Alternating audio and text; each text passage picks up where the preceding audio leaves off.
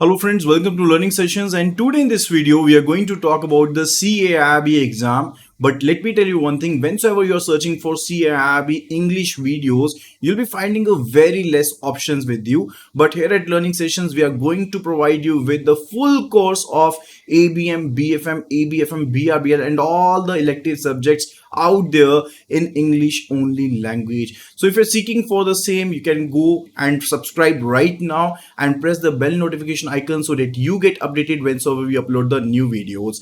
And let me tell you that in this video we are going to talk about the very important chapter from the ABM, that is the Advanced Bank Management, which carries a very beautiful weightage in the upcoming exam of CAIIB 2024. So if you're preparing for the same, you must be watching this particular video till end. And if you want to get all the videos of ABM, ABFM, BRBL and BFM, do subscribe right now. You can be enrolling into the courses where you'll be getting the full course videos, case study videos, chapter wise previous questions, mock test, mega mock test, and not that much, you'll also be getting the complimentary access to all the PDFs. So whether you have purchased the pack or not, you all will be getting the access to the complimentary PDFs, which you can be accessing through the website or through the application, visiting the website caib.learningsessions.in. And if you want to get the case study videos and numerical videos, simply WhatsApp us on the number 83609442207, and we will be sharing all the links to you. You need to WhatsApp us CAIIB numerical and we'll be sharing all the numericals to you. So let's start the session over here. So let's start the session. It's related to theory of probability over there. Now what is actually the probability? Let me just tell you the first case that if I say that I'm having 5 balls, I'm having 5 balls, and further I want to select one ball out of it. I want to select one ball out of it. How many ways I can be selecting a ball over there? Now in that particular scenario, the probability I'll be calculating would be related to 5C1, that I want to select only one ball out of the 5. So that is actually the way number of methods I can be selecting. And what if I say that I'm having the balls of different 5 colors over there, and what will be the probability of selecting that particular one color ball? Let's say there is only one red ball in this particular 5 balls, and further I want to select one red ball only. What will be the probability? So if I say there are total 5 events, that total how many ways? Total 5 ways in which I can be selecting a ball, and probability of selecting a ball is one over here. That is only one event is there in which I can be selecting red ball over there. So what will be the probability of selecting red ball over there? That will be 1 by 5 over here.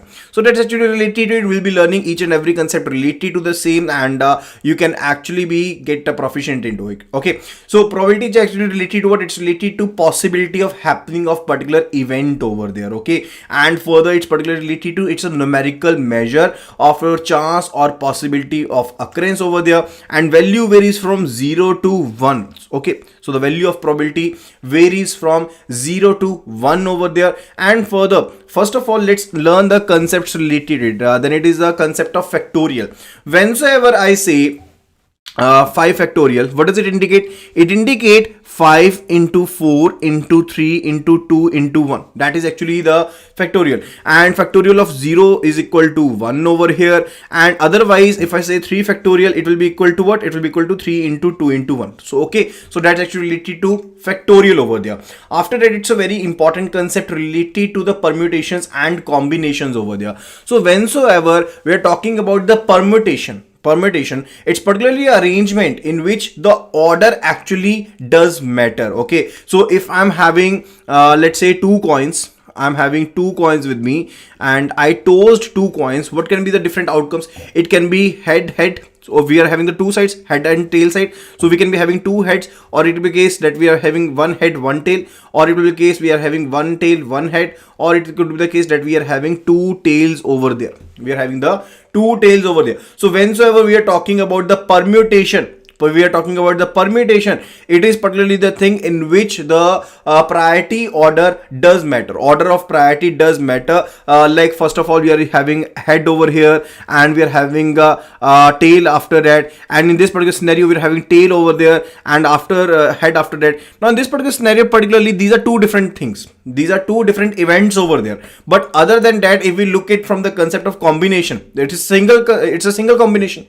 It's a single combination na, that it's along with head and tail over there. Okay, so that's the difference between the permutations and combinations over there, because in case of permutation the order does matter. For if we consider the permutation, these are actually two different events over there, but if we look at from the combination point of view, we are having the single combination over there. So that's the thing, difference between them. Okay, so in permutation, in order of the object is very much important over there, but that's not the case with the combinations over there. Now we'll be learning that what would be the different notation related to permutation. So the permutation, we can say the notation of permutation is P and R, that is NPR. That is NPR over here. Now over here, N is the number of things. N is the number of things, and R are the things which are selected at a time. Like if I wanted to select one ball out of the 3, it will be related to 3p1. Okay,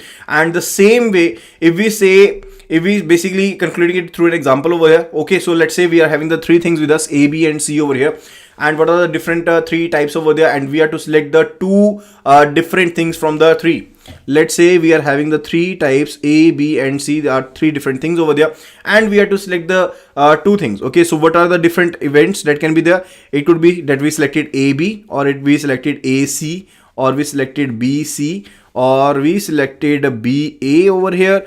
And I told you that in case of permutation, these are different.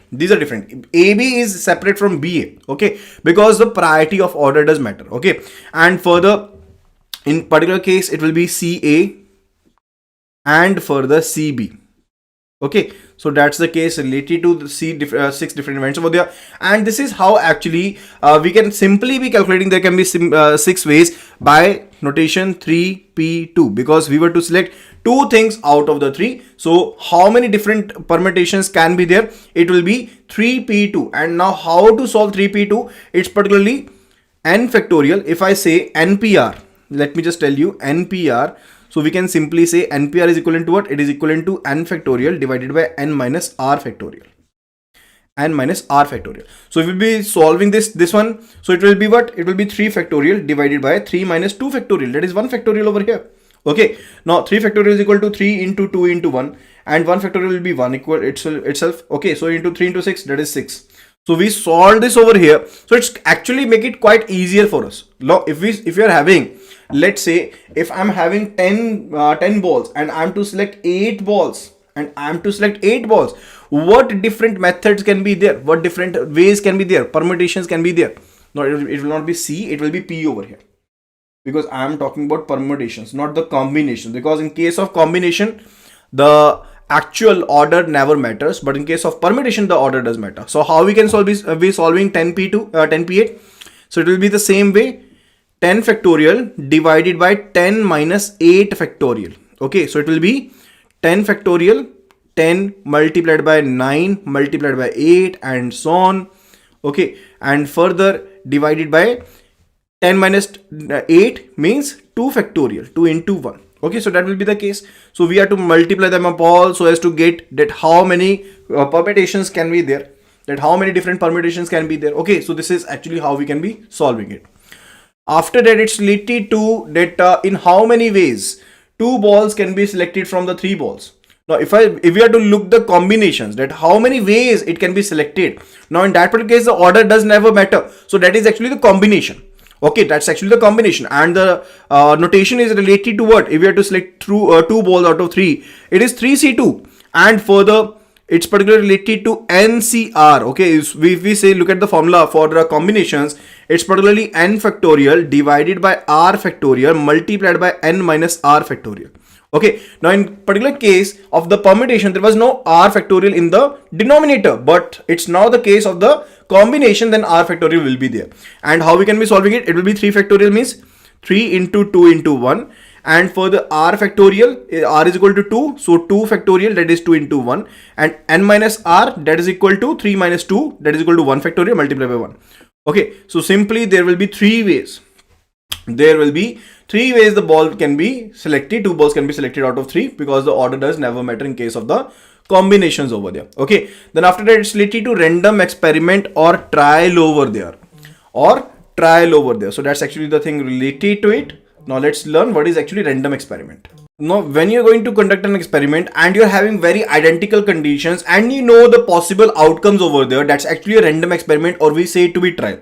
Like we tossed a coin, we know either it will be head or it will be tail, and further we are throwing a dice, we'll be getting number out of 6 only. Okay, so that's actually related to what? It's actually related to random experiment or trial over there. Okay, after that it's related to sample space and sample points over there. Now what is actually sample space? Now first of all, let me just tell you that set of all the possible outcomes, of a random experiment. Now if we tossed a coin over there, we are having the sample space of H and T. Either we can be having a head or we can be having a tail over there. So that's actually related to what? It's particularly related to sample space over there, and it is actually denoted by a capital S. It is denoted by capital S, and the number of actually events of number of terms in the case of the sample space, that is denoted by NS. That is sample points. Those are said to be the sample points over there. Is that clear? Okay, so if we basically are rolling a dice over there, we are having the sample space of 1, 2, 3 up to 6 over there, and for the NS will be equal to 6 over there. So that's the case related to it. So that those are the sample points over here. Okay, now after that it's related to event. Now event is actually what? It's particularly it's a subset of sample space. Now if I say that I'm tossing 2 coins, like I told you before, I'm tossing 2 coins over there, and the possible outcomes are head head, tail head, head tail, and further tail tail. Okay, and further I say that I'll be having at least one head. So the event is particularly I'll be having at least one head. So there are 3 outcomes in that. So that will be what? That will be the subset. Over here. Is that clear? Is that particular thing clear over here? Okay, and it is actually represented by if I say that if I having an event over there, let's say this is A, this is S over here. So I'll be simply saying it's a subset. Okay, so when we are having one head, at least one head, that's a subset of S over there. That is a sample space over there, or A subset of S over there. So that's the case related to it. Okay. And after that it's related to, let's learn the different types of events over there. First of all, it's the certain events. Certain events are particularly those events when you are quite certain about that you will be having the events out of these only. Like when I'm rolling a dice, I know that I'm going to have a number between 1 to 6 only. That's actually a certain event. When I'm basically tossing a coin, I know that I'll be having either head or tail. When I'm basically picking a card from the deck over there, then I know that I'll be having one of the 52 cards only. So that's a case related to it. Okay, and further, if I say that I just rolled a dice and I'll be having 7, is it possible? That's not possible. That is an impossible event. And further, the event corresponding to the set is particularly null over there, because it's particularly the impossible event and there can be no subset. It cannot be the subset of the sample space. Okay, so the impossible event cannot be the subset of the space over there. Okay, then first of all, then after that it's related to mutually exclusive events over there. Mutually exclusive events. So if the happening of any of the event actually restricts the happening of the other over there, so that's actually related to what? That's actually related to mutually exclusive, because those two things cannot be occurring simultaneously in the same trial itself. That's not possible. If I say I'll be having head as well as tail in the same event over there, is it possible? If I'm tossing a coin, if I say I'll be having both head and tail in the same event, is it possible? No, that's not possible now. For a single coin, it's not possible at all. So that's particularly what? We say it's a mutually exclusive event over there.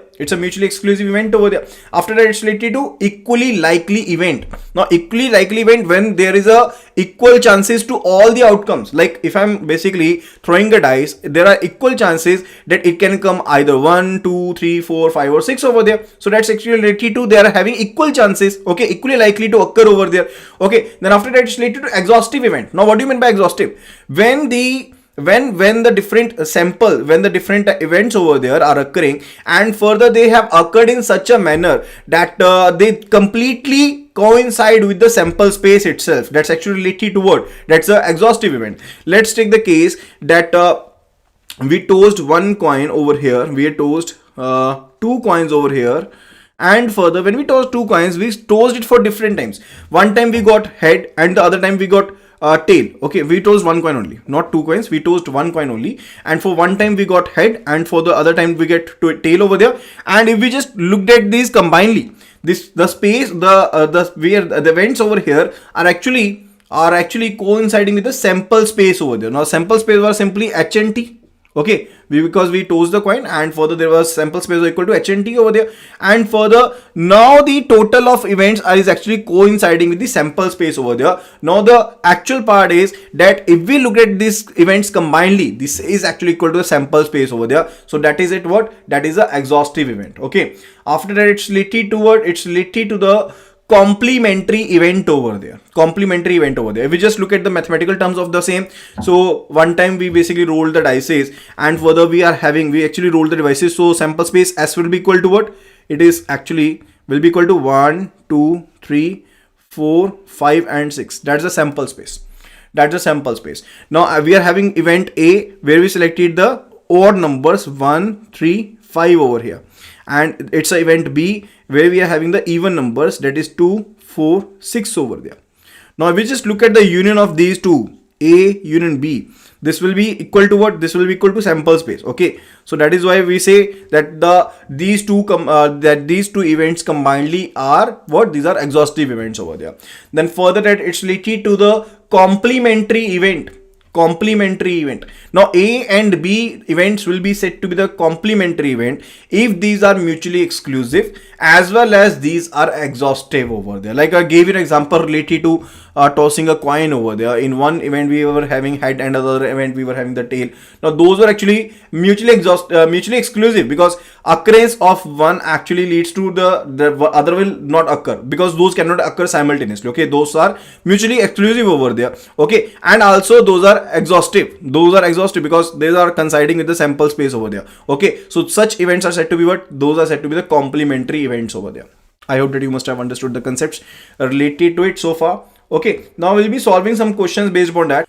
Okay, the question over here is, we are having actually 8 boys, and further we are having 5 girls. Okay, and we are to select 3 boys, and further we are to select the 3 girls out of it. Now how this can be done? How this particular thing can be done over here? Now first of all, we are to look in the thing that what combinations will be there. We are just to find the combinations. Okay, just take in mind, because over here we have to select. It's not particularly thing that we are given an order or something like that. Okay, so but the thing is, we have to just select that how many ways we can selecting be 3 boys or 3 girls over there. So for that particular case, we'll be selecting 3 boys out of 8. So it will be 8C3 over here. And the second one, it will be related to what? It will be related to 5C3, that we are to select the 3 girls out of 5 over there. Okay, and that will be the first one that we need to solve. So 8C3 can be rewritten as 8 factorial divided by 3 factorial, that is r factorial, n minus r, that is 5 factorial over there. So we just open this, that is 8 into 7 into 6 into, we can simply say 8 into 7 into 6 into 5 factorial over there. So 5 factorial can be cut out, and 3 factorial can be written as 3 into 2, that is 6. So that is 6 is gone. So 8 into 7 is particularly what? It is equal to 56. Okay, it is equal to 56. And 5C3 will be equal to what? It will be equal to 5 factorial divided by 3 factorial, and 5 minus 3, that is 2 factorial. And 5 factorial can be written as 5 into 4 into 3 factorial over there. 3 factorial is cut down, and further we can cut actually 3 factorial, and 2 factorial is equal to 2. So 5 into 2, that is equal to 10. Okay, so what will be the total methods that they can be selected? So we have to multiply these two over here. Okay, so just let me tell you, because these are actually what? These particularly related with each other? No, these are not related to each other. We have to select the 3 boys from the 8 boys, 3 girls from the 5 girls. Okay, so we'll be multiplying these. So it will be equal to 56 into 10. That is equal to, there are 560 manners that we can be selecting. The boys and girls over there. Okay, because the case is actually, it could be the case that we will be having the different combinations when these two will be selected. Like we selected 3 boys from here, and for the 3 different girls from here. So that will be forming another different combination over here. That's why we just multiplied it. Okay, so that's a case related to it. I hope that you must have understood. Okay. After that, it's related to mathematical definition of the probability over there. Now, I already told you that I'm having the sample space is equal to S over here. And further, if I say I want to calculate the probability of A over there, in that particular case, we'll be looking at the total number of terms which can be there, that is represented by NS, and the number of ways the occurrence of event A, that's the N of A, that is number of A over there, event in which the number of ways the event can occur over there. So that's actually related to probability of occurrence of A over here. Okay, so that's actually related to probability of occurrence of A over there. Now let's have a look at the question over here. It says two unbiased coins are tossed simultaneously. What is the probability of getting at least one head over there? What is the probability of getting at least one head over there? Now what will be the sample space? The sample space is written over here, that is two heads, one head, one tail, and two tails, and one tail, one head. That's the sample space. Okay, and what is the number of sample space? It's equal to 4. It's equal to 4, and at least one head, it will be what? It will be 1 for this one, because we are having at least one head over here, here too, and also here. So that is the three things. Okay, so what will be the probability? It will be 3 divided by 4. That will be the probability that you will be having at least one head, and that you will be having at least one head over there. Okay, then further, let's have a look at the addition theorem over here. So first of all, we are assuming that A and B are two events over here, and further these are the subset of the sample space S over there, and are not disjoint over there, because these are exclusive, not exclusive. And further, then the probability of occurrence of A or B and A and B both over there. What is actually related to that? That if I say that I'm having one event A and we are having the other event B over here, now what will be the probability of A and B together? Okay, in that particular case, if I just add that probability of A and B together, that is A union B, in that particular case, it is equal to what? Probability of A plus probability of B. But we have to subtract this particular part, the intersection part over here. That is why we just subtracted probability of A intersection B over there. That is to be subtracted. Okay, so that's the case that you need to memorize, that whensoever we are adding basically two events which are particularly related to each other, those are not exclusive, because there is some relationship between them. Okay, so that particular thing is to be subtracted. When we are to basically combine the probability of these two, we are to actually subtract the intersection part over there. And further, if these are mutually exclusive, in that particular case, probability of the intersection of we can say in that particular case, that will be equal to what? If the probability of occurrence of A and B over here, it will be actually the union over here, not the other one. It will be the union over here, so it will be A union B. So it will be A union B over there. That is good probability of A and B, because there will be no intersection. If we are taking the events A and B to be mutually exclusive, those are not related to each other. That will be something related to this one. So we are having event A over here and event B over here. Now these are not related to each other. So in that particular case, probability of A union B will be equal to what? Probability of A plus probability of B over there. Okay. And further, if we are having three non-mutually exclusive events over there, A, B, C. So mutually exclusive, if we're talking about the non-mutually exclusive three events over there, what does it indicate? It indicates that we are having the three events, and further that's the case. Okay. Now in this particular case, this particular intersection is common between A and C over there, and further this is a common intersection between B and C, and further this particular intersection is common between B and C over there. Okay, so that's the case. And further this particular part that I'm basically darkening, that's actually intersecting between these three over there. Okay, so that's the case that we need to remember. So if we just look at the probability of A union B union C over there, what will be the probability? What will be the probability? It will be the union over there, not intersection. It will be the union over there, because we are talking about the probability of all three over here. So it will be particularly related to what? It will be probability of A plus probability of B over there plus probability of C over there. Okay, so that's the case, probability of C over here. And further, we will be subtracting the intersection part of this three, because that's actually going to cover again and again. Okay, because that's already covered in A, and this particular part is already covered in A and also in B. So we have to basically subtract the intersection part. Okay, so it will be probability of A intersection B, probability of A intersection C, and further probability of B intersection C, that is to be subtracted, and also the probability of A, B and C altogether, that is to be subtracted, that is minus probability of A intersection B intersection C. So that is to be subtracted. So that's the case related to it, that how we can actually be adding the probability. So that's the addition theorem. Okay. After that, it's related to conditional probability. It's related to conditional probability. Now, condition is particularly related to what? That probability of occurrence of A if B has already occurred. If the event B has already occurred, that's actually the conditional probability, and it is represented by what? It is represented by that if I'm saying possibility of event A in that B have already occurred, so that will be basically represented by B has already occurred, now probability of A over there. This is actually how it is represented. So this particularly represents probability of A if B has already occurred over here. So that's the case related to it.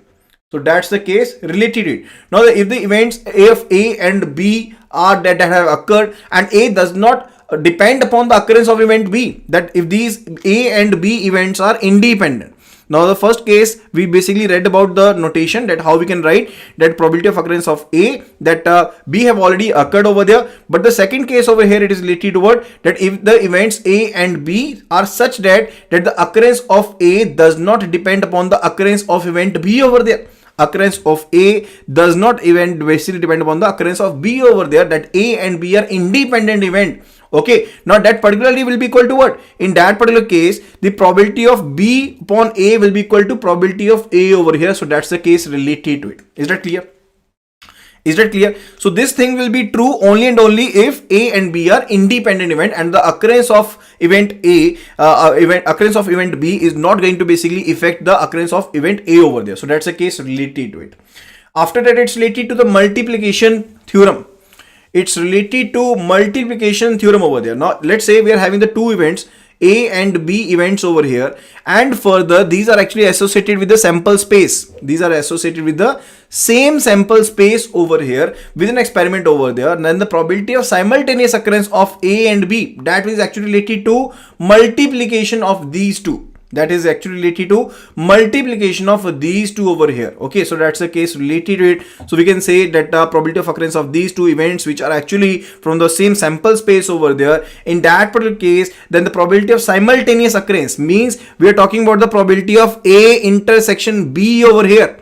A intersection B over here. What that probability will be equal to? That will be equal to probability of A and further multiplied by probability of event A that B has already occurred. So that's actually related to it, and also it's equal to probability of B and further probability of event B that A has already occurred. So that's actually the case related to it.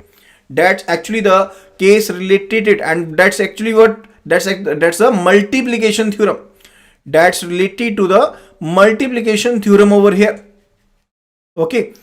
So in that particular case, we need to basically memorize one thing, that probability of A intersection B is equal to multiplication of probability of A multiplied by probability of A that B has already occurred, and also equal to probability of B and probability of B event that A has already occurred. So that's the case related to it. And after that, it's related to the independent events.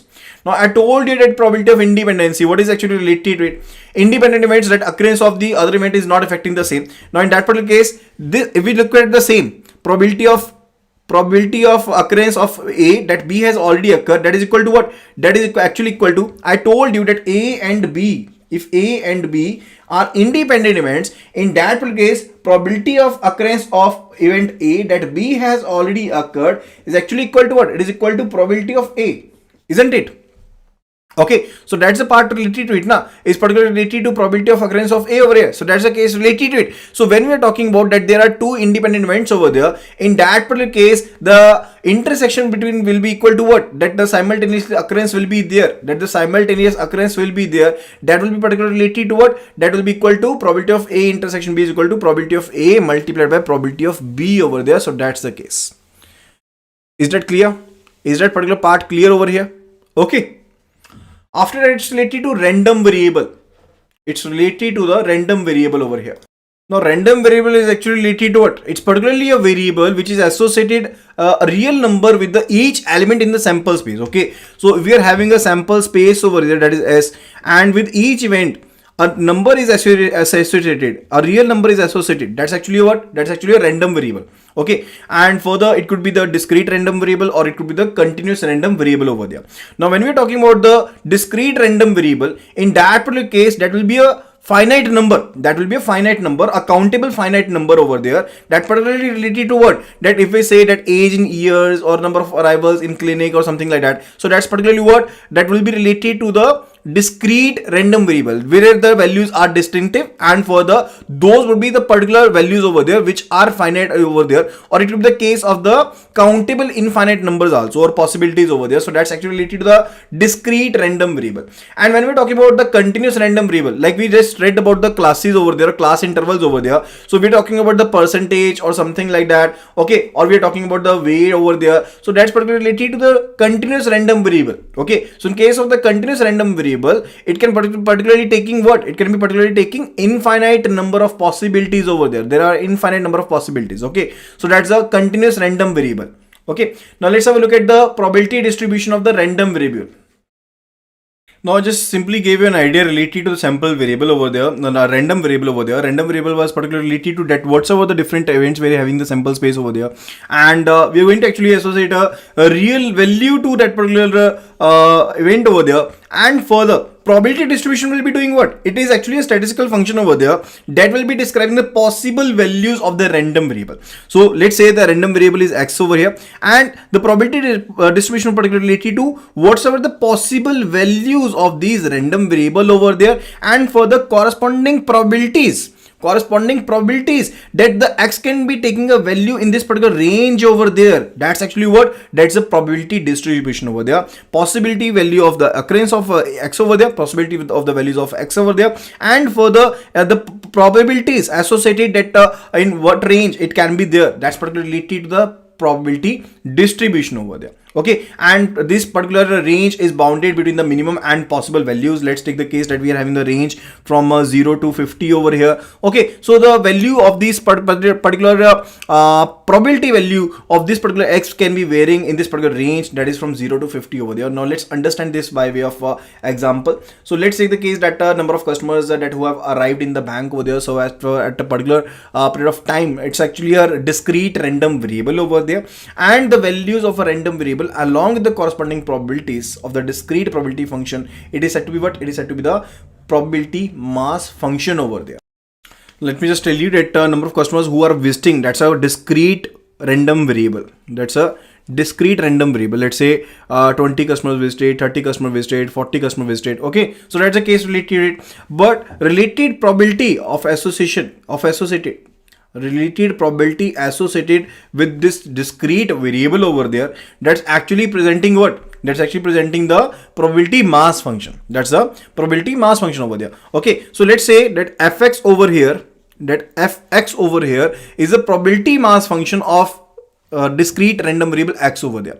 Now whatsoever the different possibility outcomes of x over there, let's say fx is what? It's a probability mass function. It's a probability mass function of x over there. So that's the case related to it where fx will be greater than equal to 0 over there. Okay, now over here we are going to take the first case when we say that summation of fx over there, we say that the function fx over here, it is greater than equal to 0 over there. Okay, so that's the case related to it. And whatsoever the different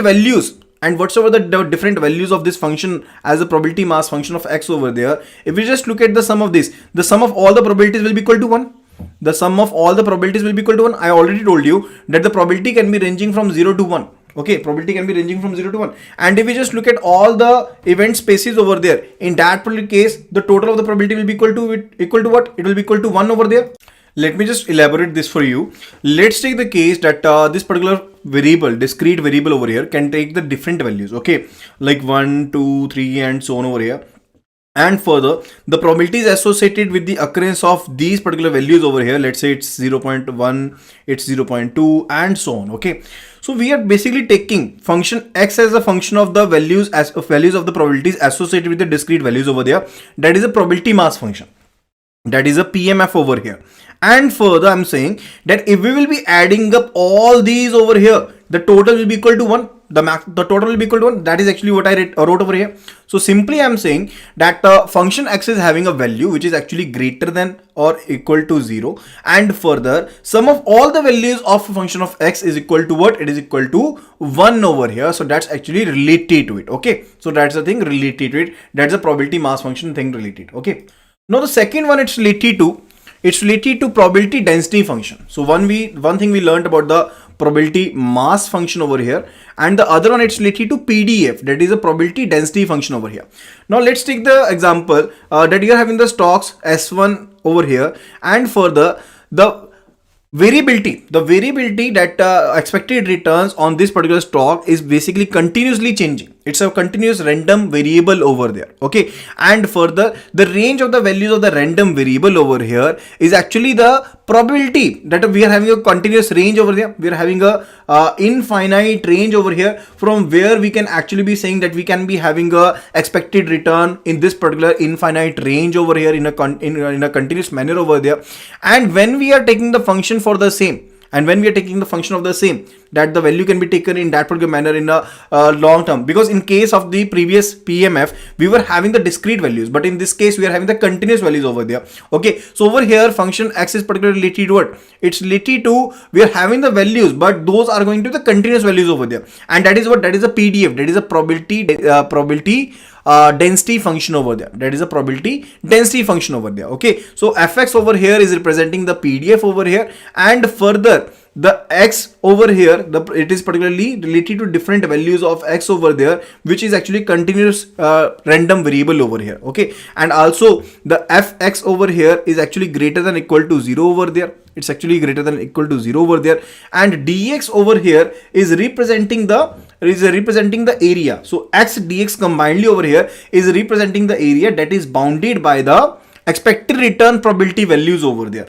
And if we are to basically look at the value, like we in the case of PMF, we done the summation of fx over there. In that particular case, we will be doing the integral. We will be doing the integral of the fx dx over there, and that is actually equal to 1 in this particular scenario of the PDF over here. Okay, so that's the case related to it. I hope that you must have understood the case.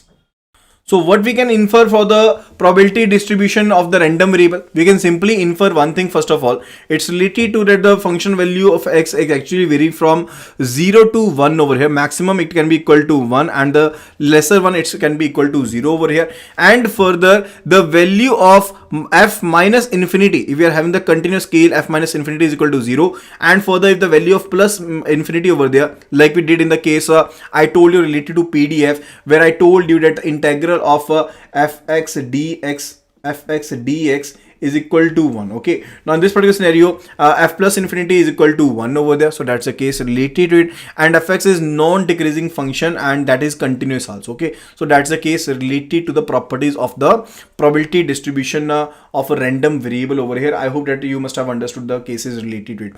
After that, it's related to the expectation and standard deviation of a random variable. Expectation and further standard deviation of the random variable over here. Now whatsoever the distribution we are having, like we are having the random variable and it is distributed for all the different events over there in the sample space, and further we are having all for the different variables, like we are having the discrete values, we are having a probability associated with the same over there. Okay, probability associated with the same over there.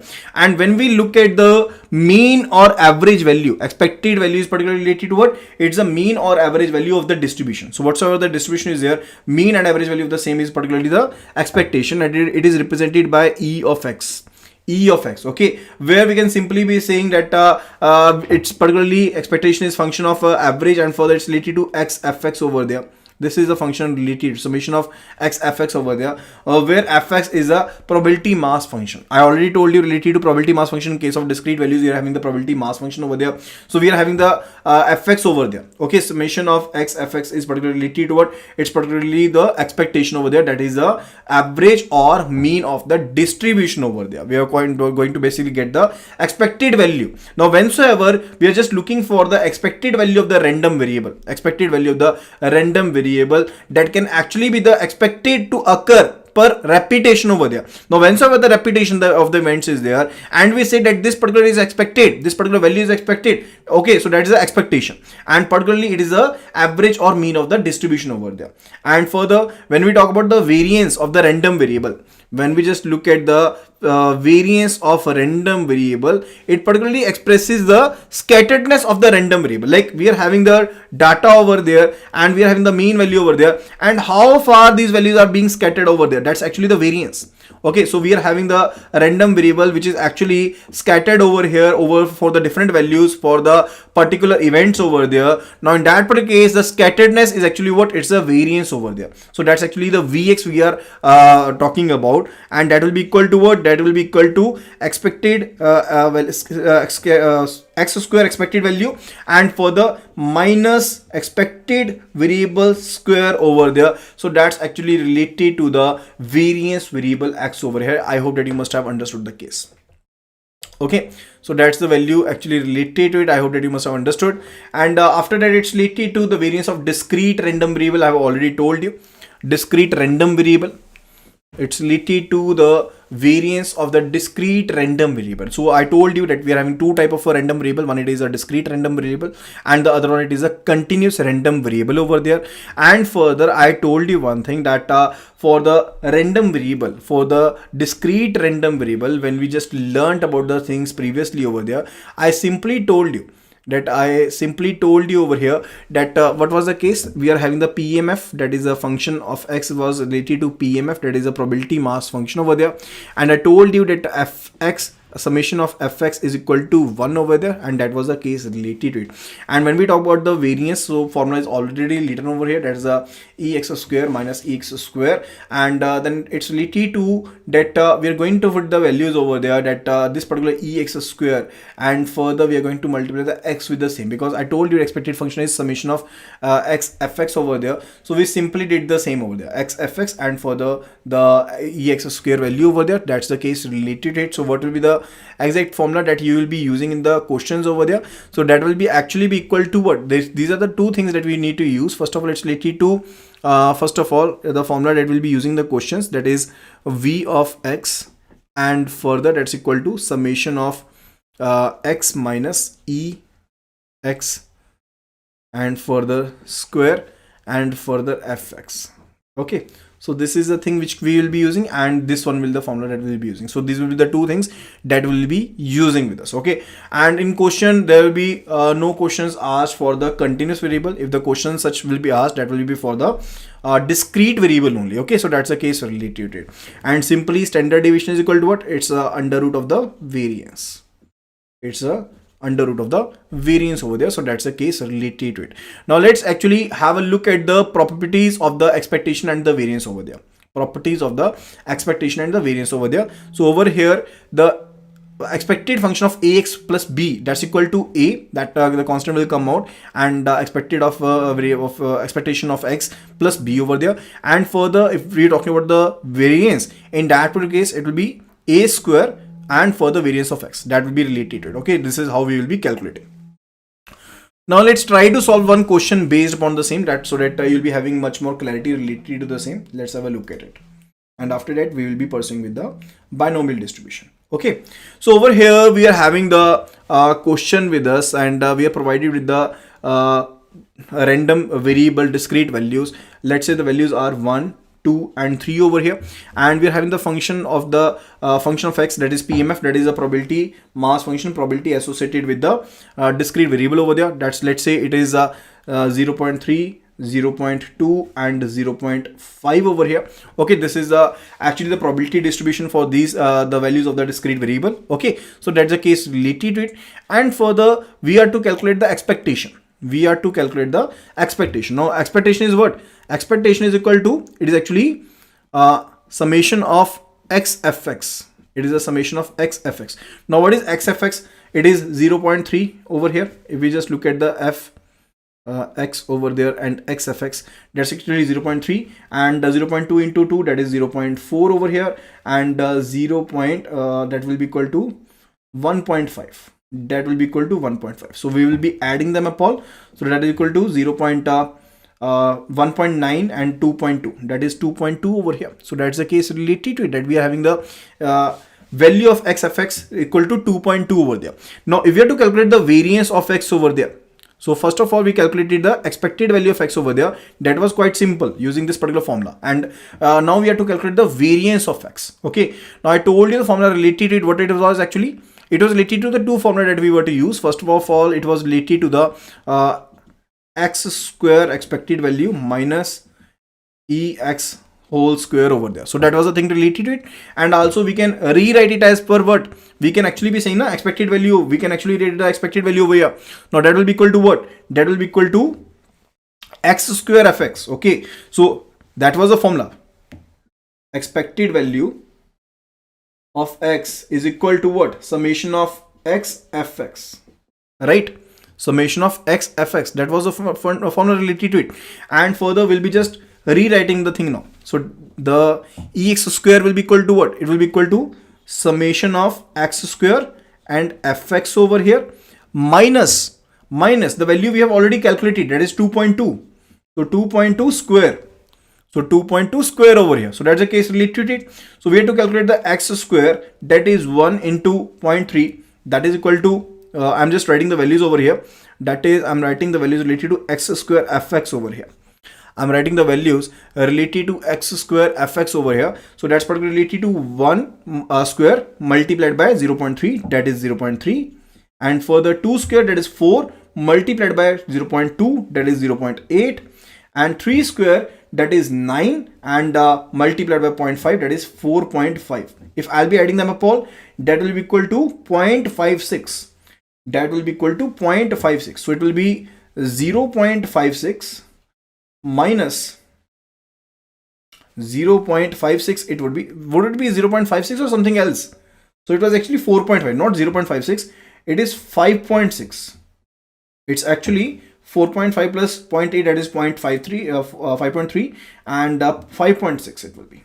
5.6 it is. Okay. And also 2.2 multiplied by 2.2, that is equal to 4.84. 4.84. So 5.6 minus 4.84, that is equal to 0.76. That is equal to 0.76. So the variance in this particular case, it is 0.76, right? Okay.